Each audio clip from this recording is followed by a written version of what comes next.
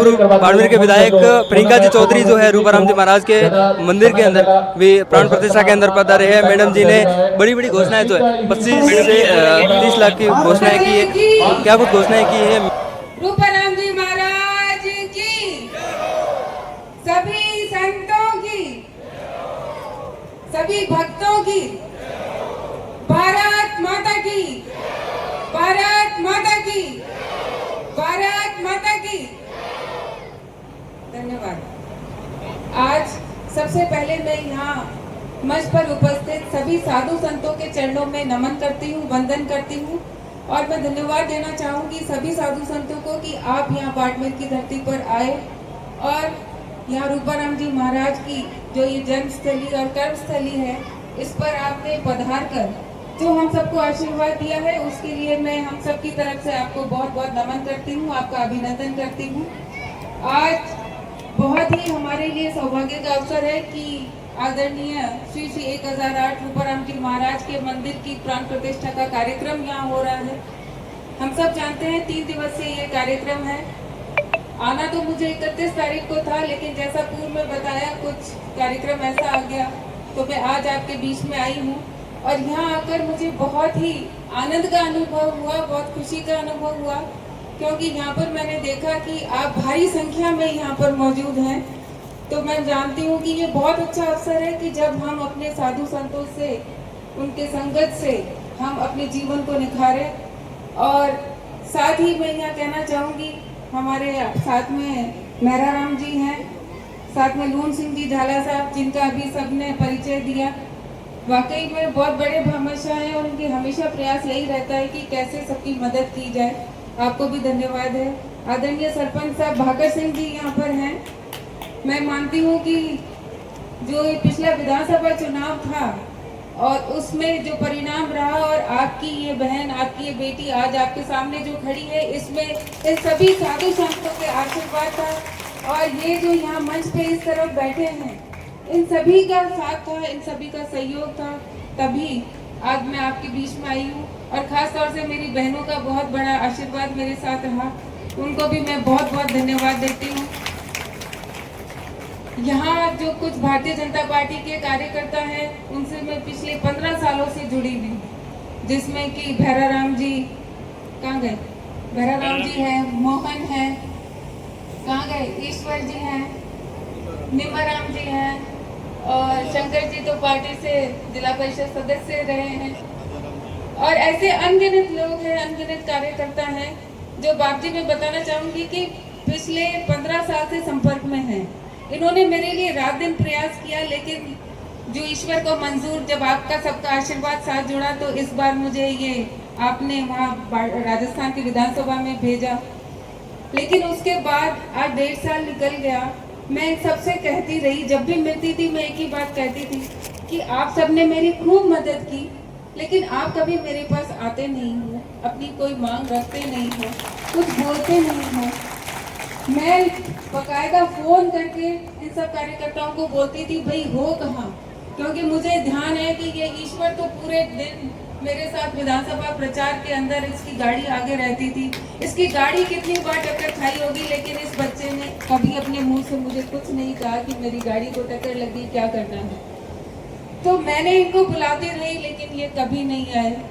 और जब कल आए तो मैंने इनको कहा कि धन्यवाद, आप आए तो सही। तो क्या आपको आमंत्रित करने आए? मैंने कहा निश्चित रूप से मैं जरूर आऊंगी।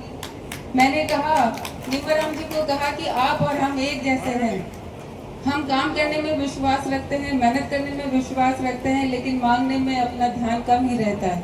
तो आप भी मेरी तरह भोले भाले हो, इसलिए अपनी और हमेशा अपना साथ रहेगा, ये मैंने निमाराम जी को कहा था। अभी बहुत सारी बातें पहले जसवंत जी ने कही। शिक्षा बहुत ज़रूरी है, ये हम सब जानते हैं। पुराना समय था जब देवासी समाज की बात होती थी तो मुख्य रूप से पशुपालन की बात होती थी, और मैं मानती हूँ कि आज जो प्रकृति और पशुपालन है उसका बहुत बड़ा जिम्मेदारी आपने निभाई है, आपने कर्तव्य निभाया है। आपका मुकाबला तो कोई कर ही नहीं सकता, लेकिन समय बदला है, समय के साथ हमें भी बदलना बहुत ज़रूरी है। शिक्षा भी बहुत ज़रूरी है। तो ये बहुत हमारे लिए आवश्यक है कि हम अपने पुरानी संस्कृति संस्कारों को साथ लेते हुए कैसे नए युग में हम अपने जीवन को आगे बढ़ाएं, इस बात पे हम सबको विचार करना चाहिए। तो ये जो आदरणीय महाराज जी रूपाराम जी ने जो कल्पना की थी और जो उन्होंने सोच रखी थी एक छात्रावास बनाने की, मैं मानती हूँ कि वो कितने बड़े दूरदर्शी थे, वो कितने बड़े संत थे कि उन्होंने आने वाली समय को पहचान कर उस वक्त में ये कल्पना करके इस छात्रावास की कल्पना की। और मैं धन्यवाद देना चाहूंगी उन सबको जिन्होंने अपने जैसा बताया गया 100 रुपए के सहयोग से 1-2 कमरों का निर्माण किया। वो शुरुआत थी, लेकिन अब हम सबकी जिम्मेदारी है कि उस प्रक्रिया को, जो उनकी सोच थी, उनके सपने को हम आगे ले जाएं, उनके सपने को पूरा करें। और सिर्फ बच्चों को ही नहीं, बच्चियों को भी हम पढ़ाने में पूरा ध्यान रखें। मैं इस छात्रावास में कई बार आई और यहाँ जो पढ़ रहे बच्चे हैं उनको भी देखा, बहुत ही अनुशासन में हैं बच्चे, बहुत ही समझदार बच्चे हैं, बहुत ही टैलेंटेड हैं। और मैं मानती हूँ कि जो हमारी बेटियाँ हैं वो भी कहीं बहुत ज़्यादा टैलेंटेड है। अगर उनको अवसर दिया जाए, उनको मौका दिया जाए, उनको पूरा अपना सपोर्ट दिया जाए, तो मैं मानती हूँ बेटियाँ भी कम नहीं है, बहुत आगे बढ़ सकती हैं। तो मैं आप सबसे यही मेरा आग्रह रहेगा कि हम बच्चों को पढ़ाएं, उनमें अच्छे संस्कार दें।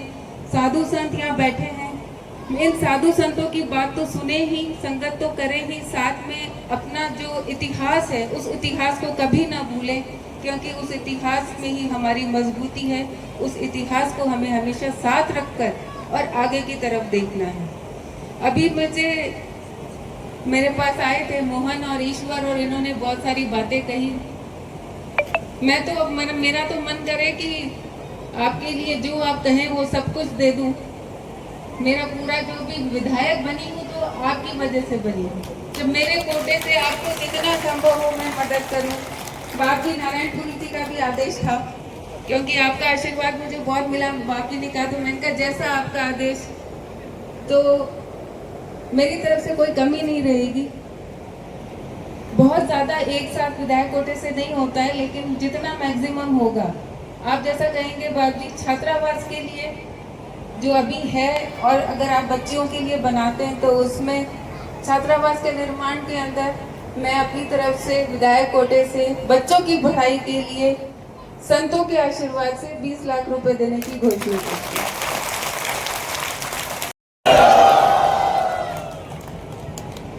ये कार्यकर्ता जब खुश होंगे तो ठीक है। ये एक शुरुआत है, इसमें हम सब मिलकर आगे बढ़ना है।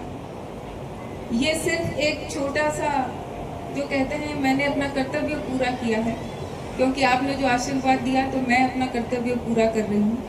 ये एक शुरुआत है और हम सबको मिलकर बहुत आगे चलना है, आगे बहुत सारे काम करने हैं। तो मैं यही आशा करूंगी कि आप सबका आशीर्वाद मेरे साथ रहेगा। आप सबकी जो बाप जी ने, दीपाराम जी बाप जी ने मेरे सिर पे हाथ रखा, तो मैं मानती हूँ कि आपका हाथ, नारायणपुर जी बाप जी, आप सबका हाथ मेरे सिर पर हमेशा आपका हाथ रहेगा, आपका आशीर्वाद मेरे साथ रहेगा। और निश्चित रूप से इन बेटियों के लिए, इन बच्चों के लिए कभी कोई कमी नहीं आएगी, मैं आपको विश्वास दिलाती हूँ।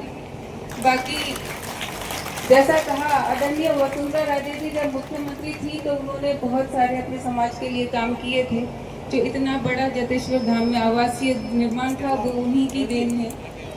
और अभी जो आदरणीय मुख्यमंत्री भजनलाल जी की सरकार है, उन्होंने भी बहुत बड़ी योजनाएं शुरू की है, जिसमें मंगला पशु बीमा योजना है, जिसमें पशुओं का 40,000 तक का बीमा होता है। गोपाल क्रेडिट योजना है, जिसमें 1 लाख रुपए तक का आपको बिना ब्याज का ऋण मिलता है। तो ये पशुपालकों को ध्यान में रखकर कुछ योजनाएं आदरणीय मुख्यमंत्री भजनलाल जी ने शुरू की है।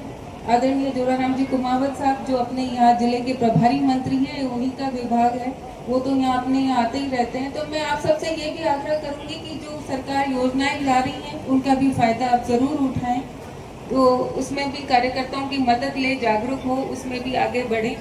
और एक बार पुनः आप सबको बहुत बहुत धन्यवाद देती हूँ। आप सब ने जो मेरा मान सम्मान दिया, जो मुझे आशीर्वाद दिया, मुझे इस लायक बनाया। मैं आपको विश्वास दिलाती हूँ कि जब भी आप आवाज़ देंगे, आपकी ये बहन, आपकी ये बेटी हमेशा आपको अपने बीच में मिलेगी। मेरे लायक कोई भी काम हो तो अवश्य बताइएगा। और अभी शुरुआत है, हम सबको मिलकर बहुत आगे चलना है।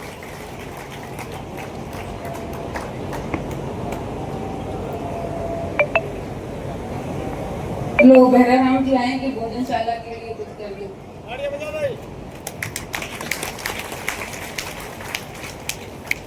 बाप जी भोजनशाला के लिए 5 लाख रुपए भोजनशाला के लिए। अभी और भी कुछ याद आ रहा है क्या?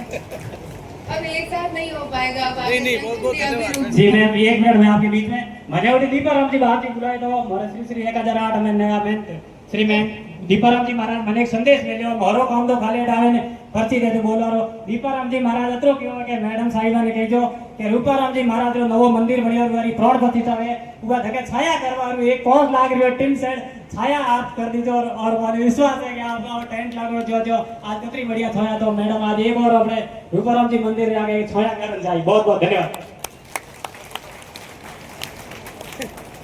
ऐसा है, काम सारे हो जाएंगे लेकिन एक एक करके होंगे।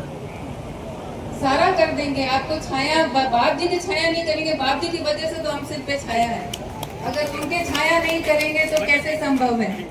इसलिए ये काम भी जरूर करेंगे लेकिन सब काम एक एक करके होंगे। मैं आपको विश्वास दिलाती हूँ। आप सबने जो मान सम्मान दिया उसके लिए बहुत बहुत धन्यवाद।